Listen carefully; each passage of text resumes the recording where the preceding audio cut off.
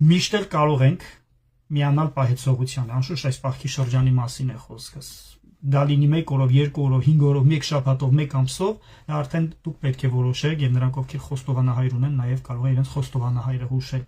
Եթե հնարավորություն ունեք, միացեք հենց այսօր երեկոյից կամ վաղ առավոտվանից։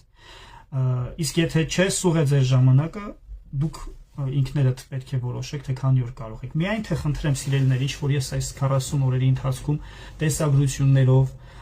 հոդվածներով, տարբեր հրապարակներով փորձեցի հասկացնել բոլորիս կամ հիշեցնել բոլորիս, մի սահմանափակեք պահք պահելու գաղափարը միայն սնունդով։ Եթե սնունդը չի ուղեկցվում աղոթքով,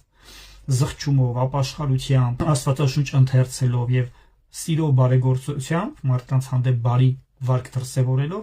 սնունդը մեզ ոչ մի բանով չի կարող օգնել։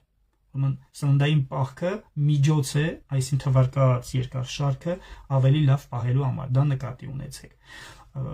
Ավելի փորձառու պահեցողներին խորհուրդ կտամ, եթե ձեր ուժը եւ հնարավորությունը եւ որոշ չափով նաեւ հավատքը կների, աղոթքները զուգահեռել ծոմապահությամբ այս ավագ շաբաթ օրերին, հատկապես 5-շաբթի օրը, ուրբաթ օրը եւ շաբաթ օրը, պարտադիր մինչեւ ճրագալույց անշուշտ։